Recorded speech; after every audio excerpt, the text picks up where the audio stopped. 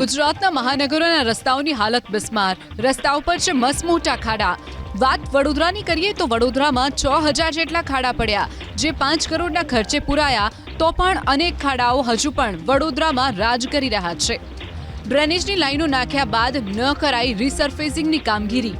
Municipal કમિશનરે તાત્કાલિક બેઠક બોલાવી દિવાળી પહેલા રોડ રિપેર કરવા કર્યા આદેશ. ડેપ્યુટી મેયરે ચેતવણી આપી કે કોન્ટ્રાક્ટરે બાકી રાખેલી કામગીરી કોર્પોરેશન કરશે, પણ એનો મતલબ એ નથી કે કોન્ટ્રાક્ટરોને છૂટો દોર મળશે. કોર્પોરેશન કોન્ટ્રાક્ટરો પાસેથી દંડના નાણાં વસૂલી શિક્ષાત્મક કાર્યવાહી કરશે, સાથે જ કોન્ટ્રાક્ટરોને બ્લેકલિસ્ટ પણ કરશે. અમદાવાદમાં પણ રસ્તાઓની હાલત ખરાબ. સાયન્સ સિટીથી હાઈકોર્ટ વચ્ચેના આંતરિક રસ્તાની સ્થિતિ દયનીય. એક બાજુનો રોડ ખોદાયેલો અને બીજી બાજુનો રસ્તો ડિસ્કોથેક. સ્થાનિકોના મતે એક બાજુ ખાનગી કાર્યક્રમ માટે રાતોરાત સુગમ રસ્તાઓ બનાવવા માટે કોર્પોરેશન સ્થાનિકોની હાલાકી માટે દુર્લક્ષ દાખવી રહ્યું છે.